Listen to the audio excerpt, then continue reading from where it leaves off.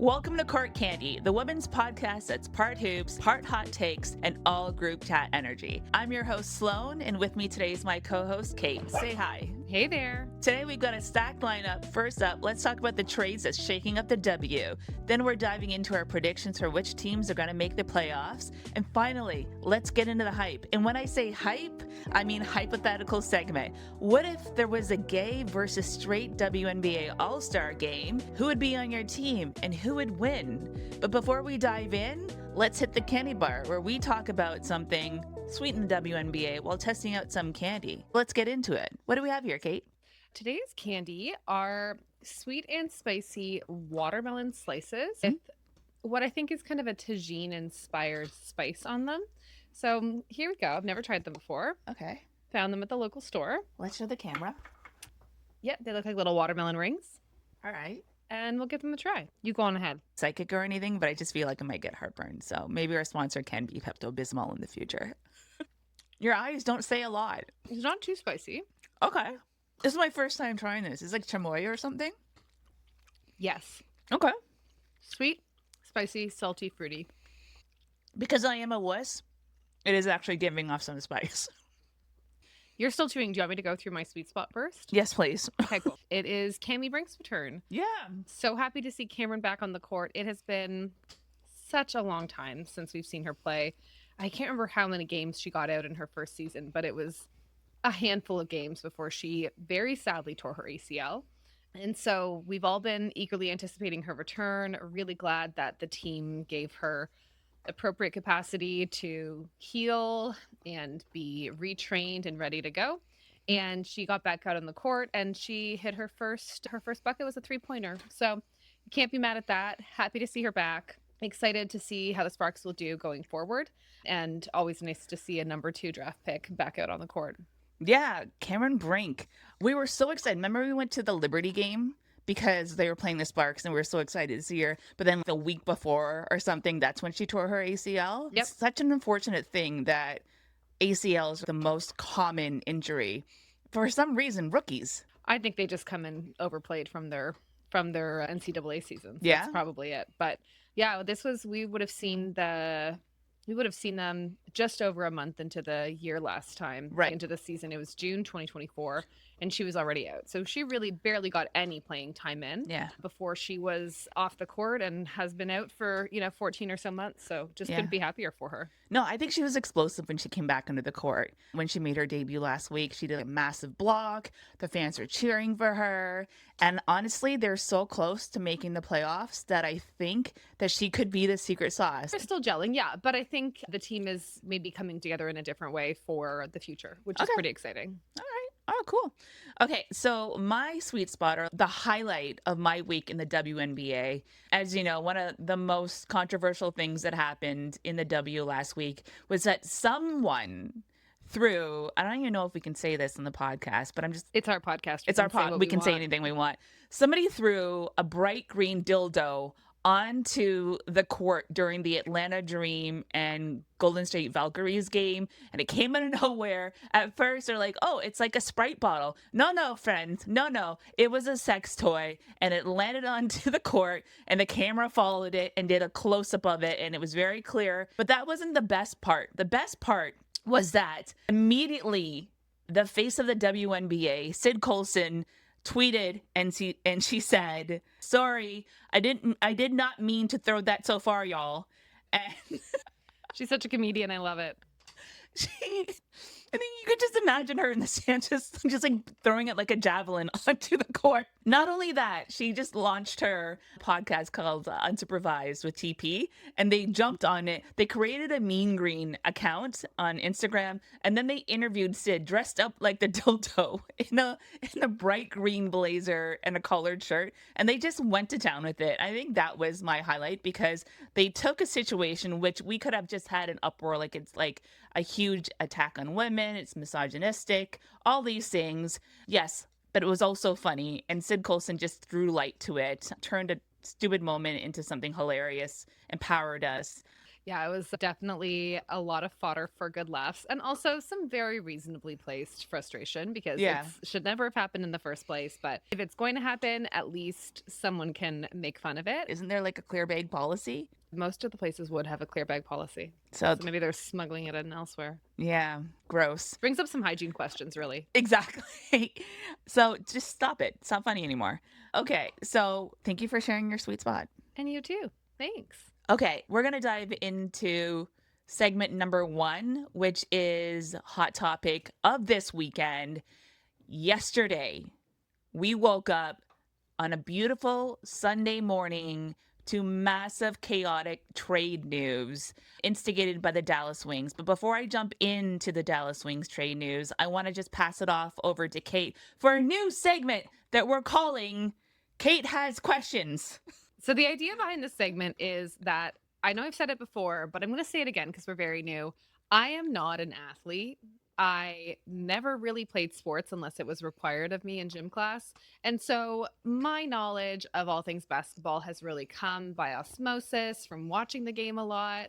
I like to research, I'll learn about things. And so this week, I really wanted to research and learn about trades in the W, how it works, how the deadlines work.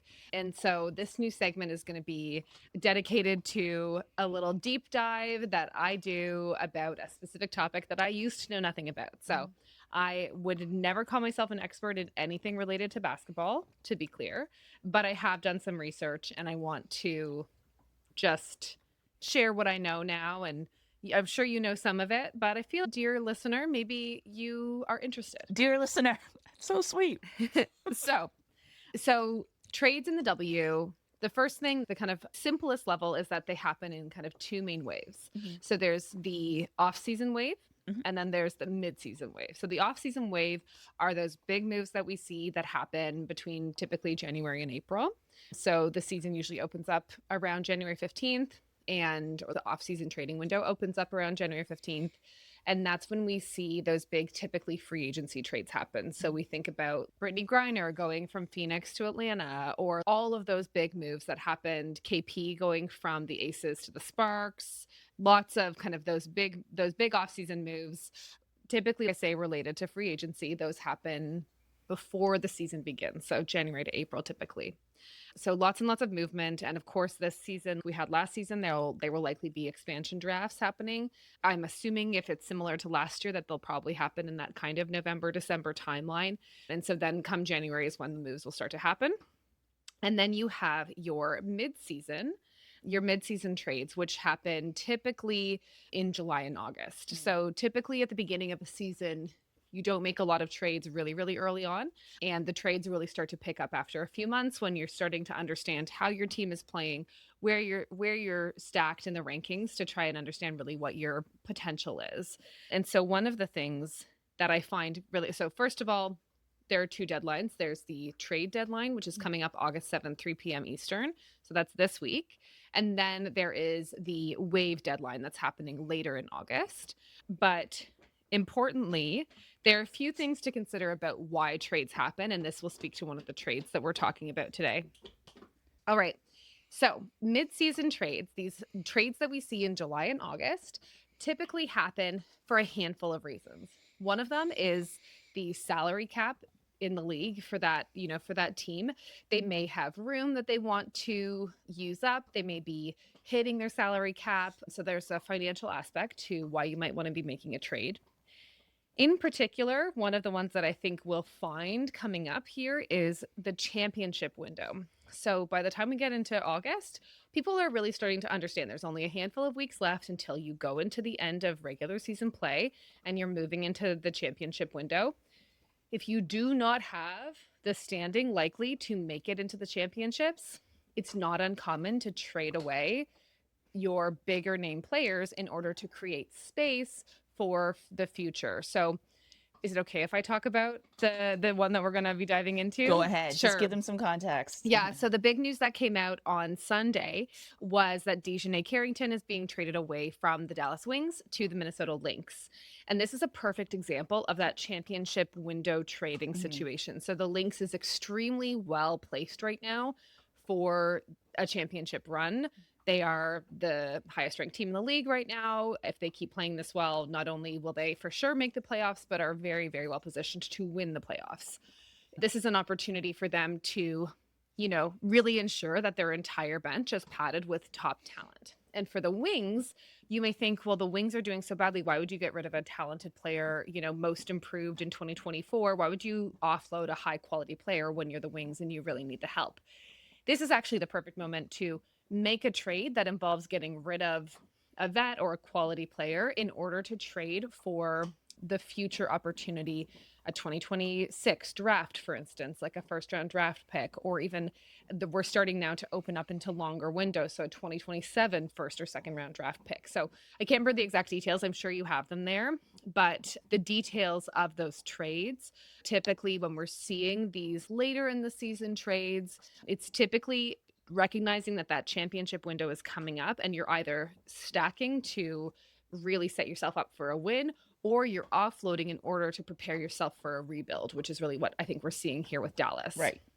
And then there's a few other things that can pop up and that may initiate a trade. Things like locker room issues, player requests, a general roster fit, and then of course the future picks piece. And so the other thing that I found really interesting about trades, and I don't know if you're interested in this, I'm but totally interested. trying to understand who's involved in the trades, because it's really easy to look at this and be, oh my God, what are the coaches doing with this trade? Why would you make this decision? And obviously coaches do play a part. The coach is typically going to be the one who says, this is the kind of talent we need. We need a hardcore defensive player, or we need guard strength, or what have you. But beyond that, it's actually the GM who is typically running the show. Kurt Miller then. So it's Kurt Miller who's typically doing the wheeling and deals, managing their salary cap, who's managing the player limit, who's calling up the other teams, negotiating these deals. And so it's a very close relationship typically between the GM and the coach, but the GM is really the one who's responsible for making it happen. Wow. Lots of info there. Lots of information, lots to digest. You can always rewind and watch again. Yeah. But that was amazing because I didn't even know some of that stuff. Yeah. And also, one other interesting fact, there is a deadline after which I think it's the waive deadline. Any players that get added to a team after that cannot play in the championship. So even if you put a new player on your roster, they're not allowed to play for the team that they've been traded to, or not traded, but that they've been brought into for the playoff run. Why?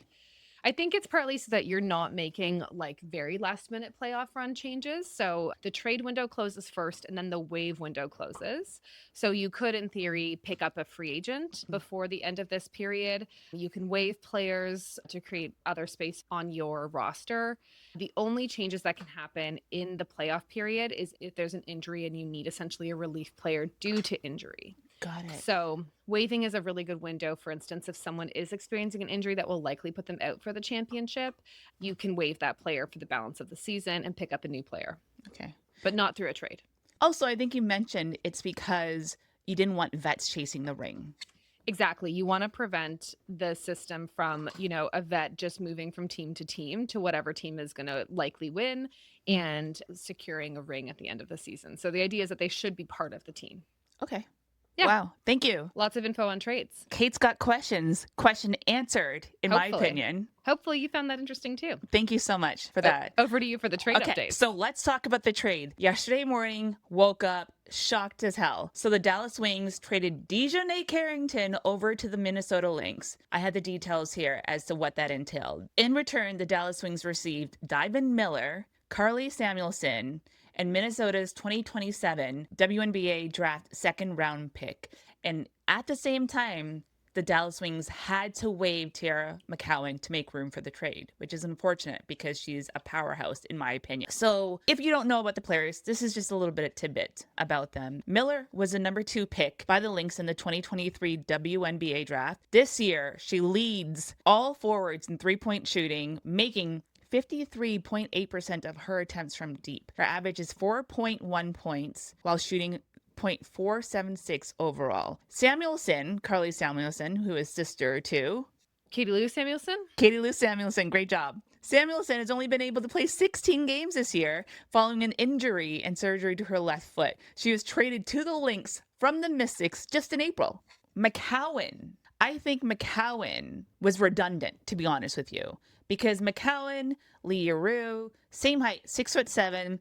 Their stats were pretty much on point. McCowan's averaging 5.6 points on average, 4.7 rebounds. Lee Rue, 6 points, 4.7 rebounds on average this season. So if you had to pick between McCowan, Lee Rue, I honestly think that Lee Rue has the heart and the passion, and she's a pretty good fit for the team. She's just happy to be there, and I think she's very malleable because she's here to play ball. Okay, so when this trade came through, I was literally, Dejanay Carrington, are you freaking kidding me? Most improved player of 2025, defensive powerhouse. You know what I mean? They got rid of Melissa over to the Vegas Aces, broke up the family with Dejanay, Little orphan Dejanay, Paige. Melissa, and Paige. Her parents are fully gone now. Paige is an orphan. She's fending for herself.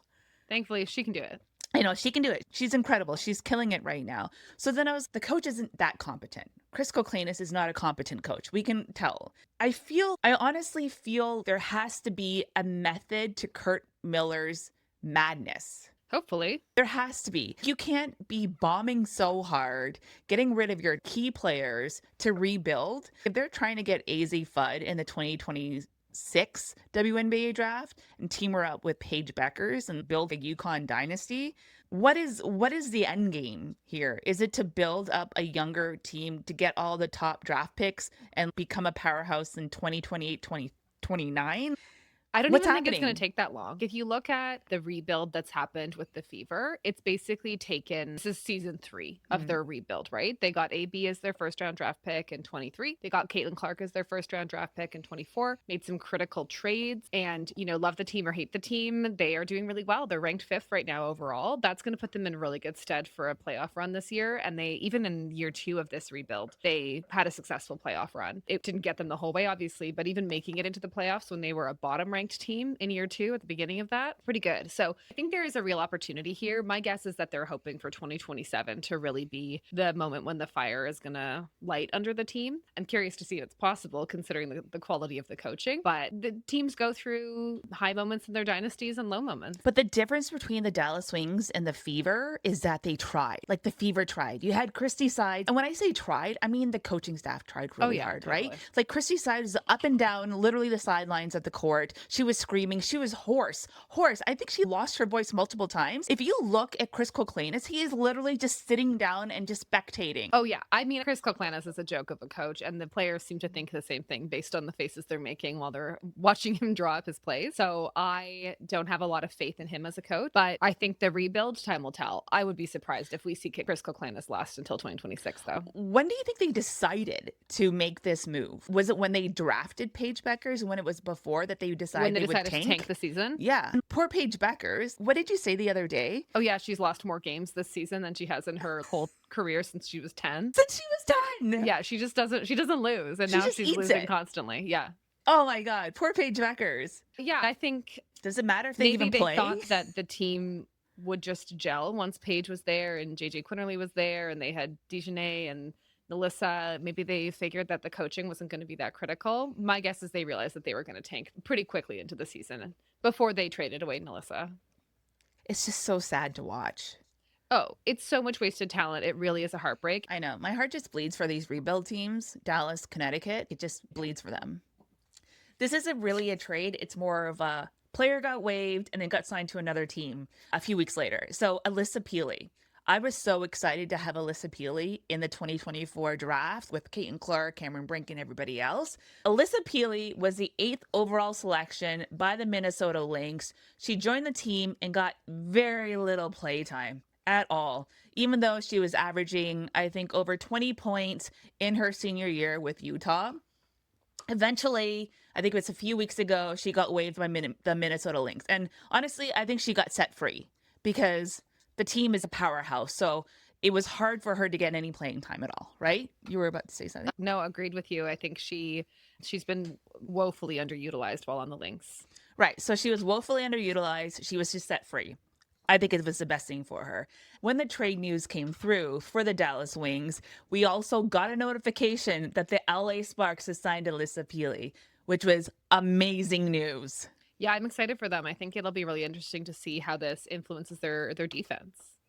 Yeah, totally. So one thing that I love about Alyssa Peely is that she is amazing on her feet. She gets the points.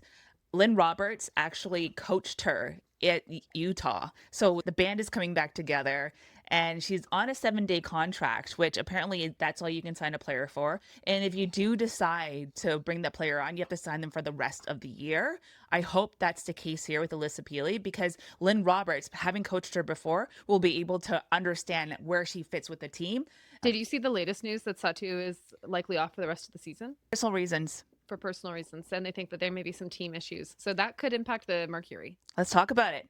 So right now, Satu Sabali is up for personal reasons, and we don't know for how long. Speculation is that she's having conflict with a new addition to the team, which is Duana Bonner. Oh, I didn't know that. Duana Bonner, because Duana Bonner has come in and kind of has taken over her playtime. Yeah, she's been losing minutes, and she had a bit of an injury, right? Yeah. Yes. But then Satu and AT were having a hell of a year without Duana Bonner, right? And then all of a sudden, Duana Bonner comes in, takes the time. Satu feels dejected, underappreciated because she got benched. Yeah. So anyways, this is what we kind of had feedback in the social space. So we're not really quite sure what's happening at all. It's hot off the presses today. Yeah. So if there is a trade, this is not the first time it happened. It happened with Duana Bonner with the Fever being traded over to the Phoenix Mercury. If this is the case, let's do a trade prediction here. Where do you think Satu Sabali would go? In this scenario, knowing what I now know about how trades work, that kind of trade would only happen to a team that actually has a chance of really moving through the playoffs this season, right? So you could imagine teams who might want a bit of extra veteran, high-performing strength that have a chance. The Atlanta Dream, that's a team that might benefit from a Satu Sabali. Who else? Who do you think? Washington? Yeah, I was thinking maybe Washington. I'm just or saying, maybe the I Sparks. don't know what their cap is right now. Yeah. I don't know what their roster size is, or if they have space. I have no idea. Or their salary cap, yeah. Yeah, I have no idea. I'd have to look into that to actually give you a proper answer. Yeah, I think it's a team either that is in maybe the Fever, near the top. Yeah, you could imagine the Fever. I mean, I like Demir Stantis, but Satu Sabali is a stronger player.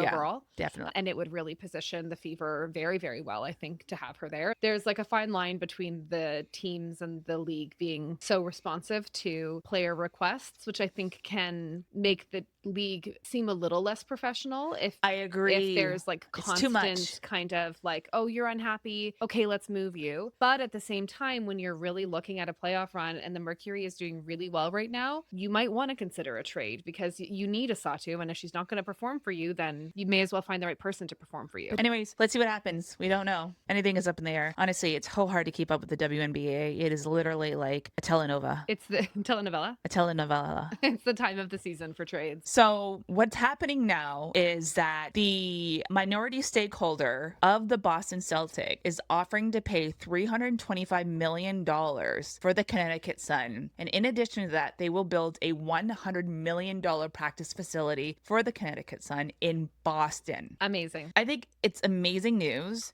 It also brings them closer to the NBA, having a lot of resources. The location is great. Boston is a huge city for basketball. So much history there. Lots of women's sports. The Boston Fleet are there for the PWHL. There's also the soccer team that Aaliyah Boston has just invested in. But I think that even having the Connecticut Sun play the NF Fever and having a sold-out stadium there as well, there's a lot of support for the Connecticut Sun. But I think the problem, and this is the devil's advocate that the internet loves to play, is that do we want the NBA to have more of a grip on another WNBA franchise? What do you think? And I know that you have a lot of opinions about the NBA. Yeah, I think that's an interesting part of the equation. I think overall this could only be a good thing. I can only imagine that it's hard to be really continuously hitting on audience like when you have a great team when you're out in Connecticut. I just think it's a tough market where it is, and Boston is a great market. It will be more appealing for audiences. It will be more appealing for players. You're going to get better tourist attendance. I mean, that's one of the great things about the Liberty. I think part of why they do so well, obviously they've got a great home team audience, audience, but they also have a really strong tourist audience, which is great. Yeah, so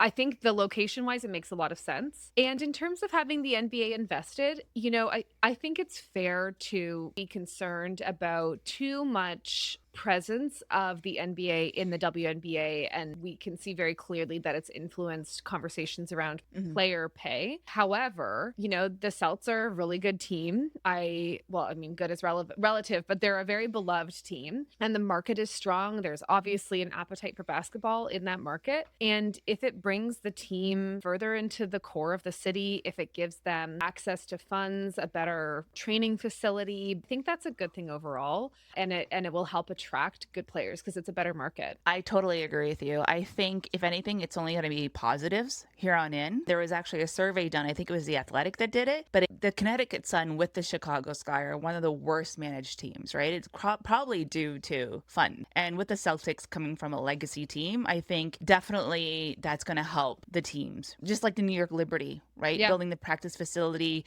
You see the practice facilities for the Phoenix Mercury with the Diana Taurasi practice facility being built.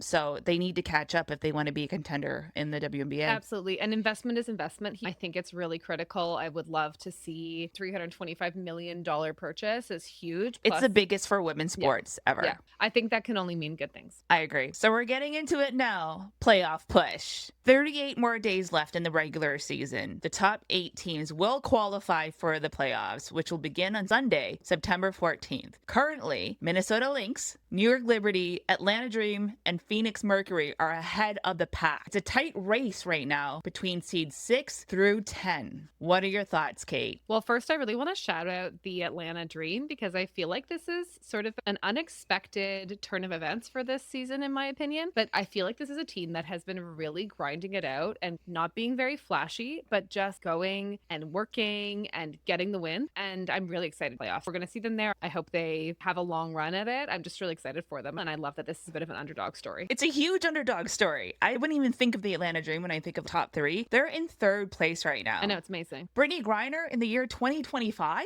She's putting up just insane numbers right now. But then you have Alicia Gray. Alicia Gray is so great. Ryan Howard. Yeah, it's a very strong team. There are great ballers on it. I just feel like it was a team that was in a rebuild until this year, and now they're really gelling, and it's very exciting, and getting some new talent in there has been awesome. And then similarly, we saw some pretty big hits to the Phoenix Mercury this season. We lost BG. They lost Sophie Cunningham, who's with the Fever now and has had a really good season. Natasha Cloud. And also Diana Taurasi. Like, they lost some major players, and to see them sitting in 4th right now is pretty amazing. I'm so surprised.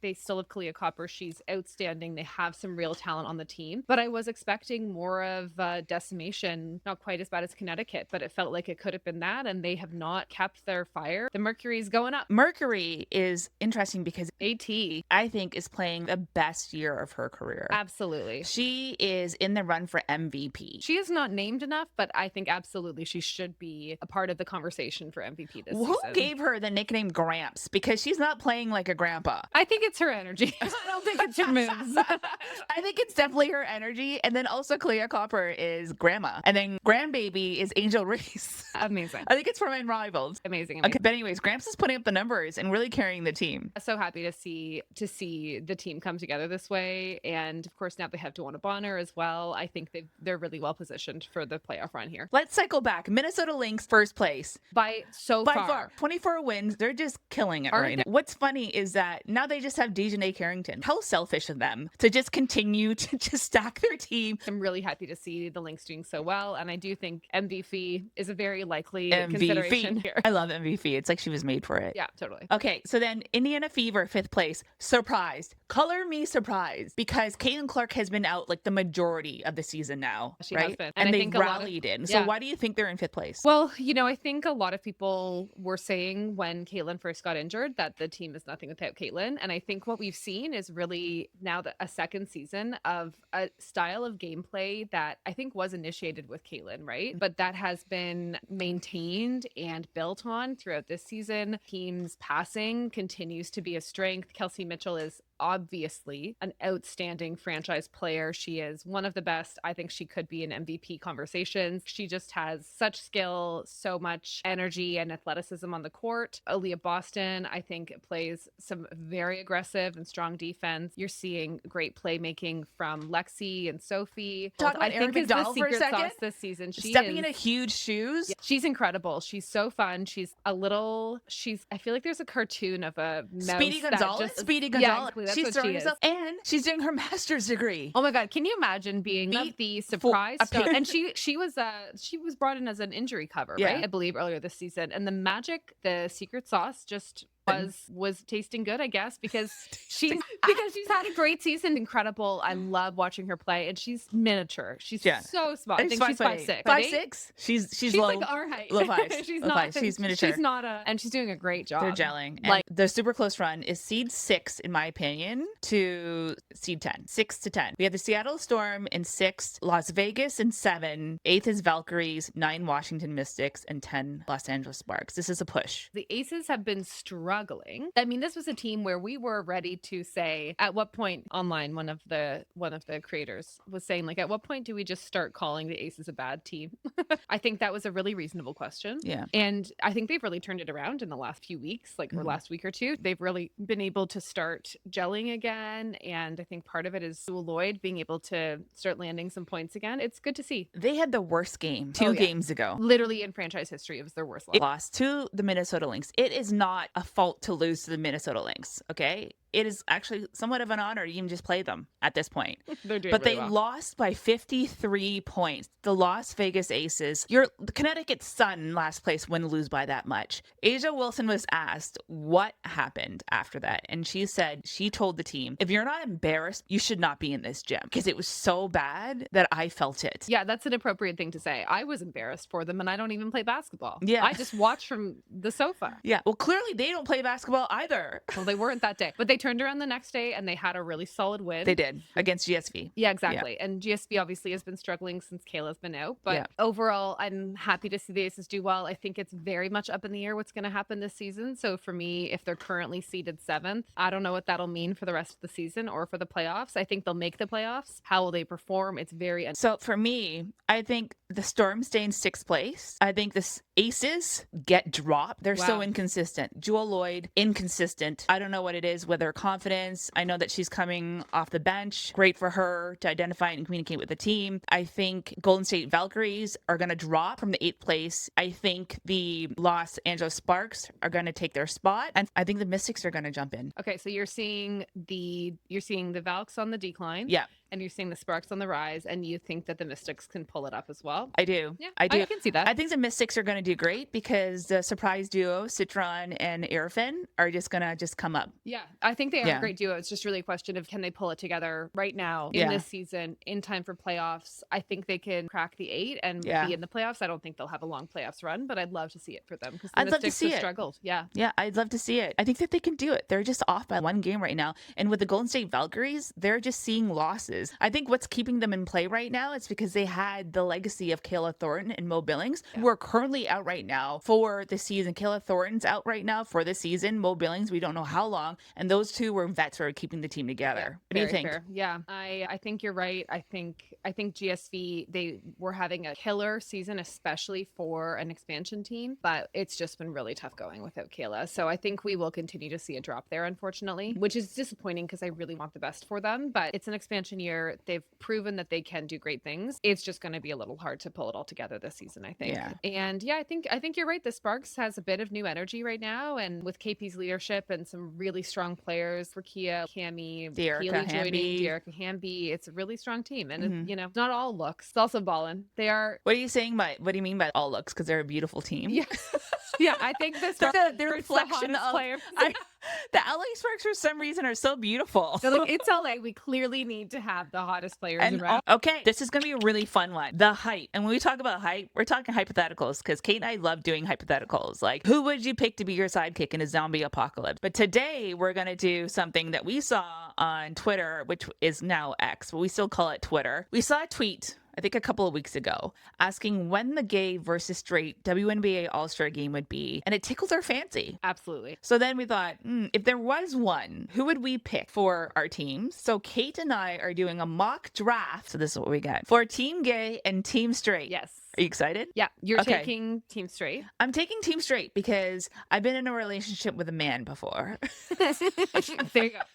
And then you're taking Team Gay. Yeah, I'm taking Team Gay. So the format is you pick one person, I pick one person. We're only doing starters for now. Yeah. So we're doing starting 5. Yeah. You must choose 2 guards and 3 front court. Yeah. So why don't you start first? Okay, I am starting with a front court and I am starting with AT. Yeah. AT, is she your captain? Yeah, let's take AT as the captain. Talk about a player who knows how to lead a team, who can do everything. She's a point maker, she's a defensive player, she's pretty much everything, and she will also keep everyone in check. So they'll have fun, but not too much fun. Okay, AT, you're picking a grandpa Yeah, as I'm picking your Gramps. as Gramps your is the team captain. leader. Yeah, Okay. absolutely. Well, First pick, coming out strong. okay, coming out strong and also the biggest trash talker ever. Yeah, absolutely. All right. Well, I'm not scared because I have a bunch of power straights ready to go. Let's do it. Who's All your right. first? Sabrina Ionescu. Okay. Amazing. A gem of a person. She won the 3-point contest at the All-Star game, and she gave half of that to her foundation, another half over to Sonia Citron.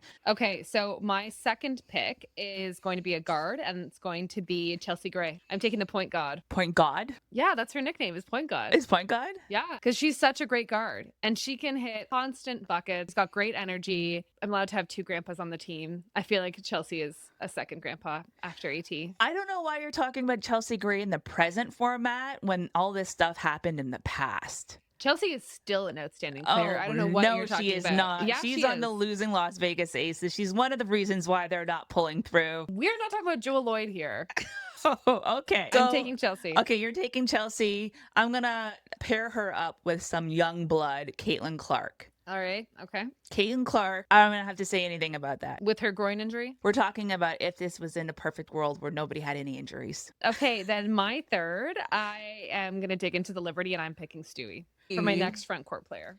Front court player, Stewie. You know, I can't really say a lot of bad things about Stewie. I mean, she's great. She's excellent defense, great at buckets. She does it all. I see your Stewie. I'm going to add in Asia effing Wilson. You'd be stupid not to. The GOAT. Yeah. And she's also a huge ally. Yeah, no, she's amazing. And she'll bake the team a cake. Exactly. I don't have anything else to say because it's Asia Wilson. Love it. Okay, my next will be my second and last guard. And of course, here we're going to go for Paige Beckers. Got to get some young blood on the team. She is now officially on Team Gay, as we discussed in our last episode. And, you know, she has an outstanding NCAA career and her team may be failing, but Paige is carrying the Dallas Wings so hard. She's doing great work. So obviously I'm pulling her as one of my guards. I can't hate Paige Beckers. Paige Beckers is an incredible human being. Absolutely. She stands up for the right things. She is everything you want a player to be, a huge representation of the queer community, just a stand-up person. But if you wanted to take her to a Michelin star restaurant, she would ask for Lunchables.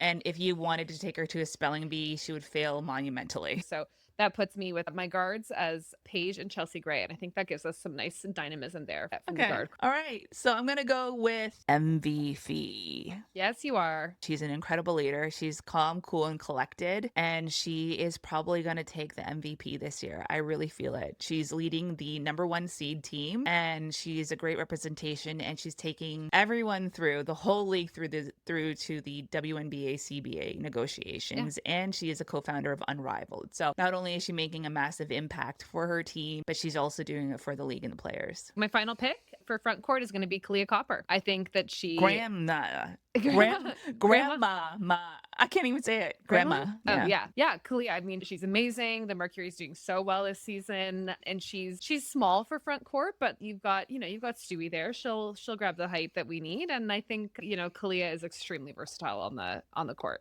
And in the paint, especially. Love her. Who's your last? My last one, Angel Reese. Oh, amazing. Oh my God. She's just breaking records this year. She has gone from being a rookie, playing okay, and just dominating it this sophomore year. She is the me bounds rebound queen, and I need her on my team. So definitely Angel Reese, and that rounds up my starting 5. Love the starting 5. So who do you think would win? Obviously my team. My team would win. Winning is inherently gay, as Coach Jackie says. So if Coach Jackie says that winning is gay, my team is gay, they're going to win. First of all, I don't think anybody is inherently straight. So we love everybody at Court Candy. We really do. So it doesn't matter if you're gay, if you're straight, we love you and you're a winner in our eyes. But I do want to know, if you're watching or listening, visit our TikTok, our Instagram, our YouTube channel. I want to know who your starting five are and who you think is going to win of our team. Yeah. Yeah. Do you want to do a quick rundown of who the teams are? Yeah. Okay. Team gay. Team gay, we've got, let's do this. We've got Alyssa Thomas, Chelsea Gray, Brianna Stewart, Paige Beckers, and Kalia Copper. And for Team Straight, you have Sabrina Ionescu, Caitlin Clark, Asia Wilson, Nafisa Collier, and Angel Reese. All right. Let's go. Well, that's our episode for today. Thank you so much for joining us for our second episode of Court Candy Podcast. We chatted today about trades that are happening in the season. We chatted about who our predictions are for the WNBA playoffs this year. And then, of course, we did our little fun team gay versus team straight exercise. And it's obviously team gay, but we really want to know what you think. So please do join us in the comments, share your thoughts. And if you want to round out a full roster, I have my thoughts on Team Gay's full roster, but we didn't go into it today. So You already have it. Oh, yeah. No, I did the whole thing. You definitely have it. So we would love to hear from you. And with that, thank you so much for listening once again, and have a very sweet week. And one more thing, if you haven't already, please subscribe to our channel and follow us at Court Candy Pod across all socials. Bye-bye.